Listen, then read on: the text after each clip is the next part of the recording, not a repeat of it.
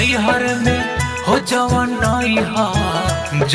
नैहर में रहे रे सखी उहे ससुरा के नावना बा। जवन नैहर में रहे रे सखी उहे ससुरा के नावना बा।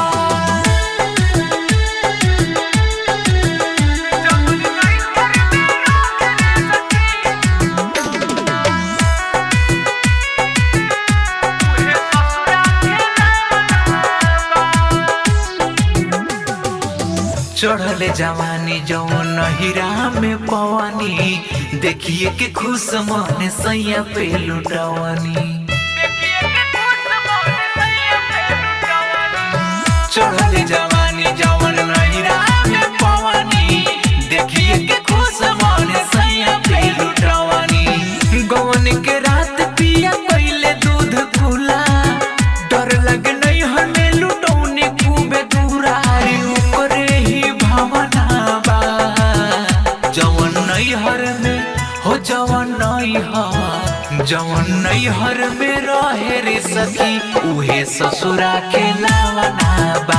जवन नैहर में रहे रे सखी उहे ससुरा के नावना बा। ऑल्सो रिकॉर्डिंग स्टूडियो सिमरौनगढ़ बारा।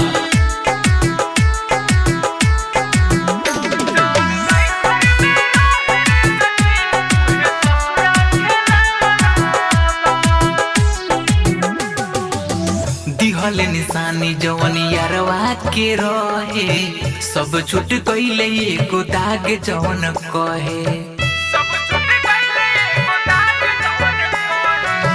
दिहले निशानी जवन यारवा के रहे सब छूट गइले एको दाग जवन कहे।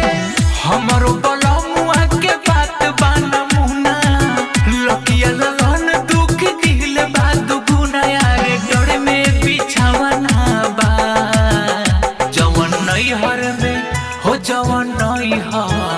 जवन नैहर में रहे रे सखी उहे ससुरा के नावना बा। जवन नैहर में रहे रे सखी उहे ससुरा के नावना बा। ऑल्सो रिकॉर्डिंग स्टूडियो सिमरौनगढ़ बारा।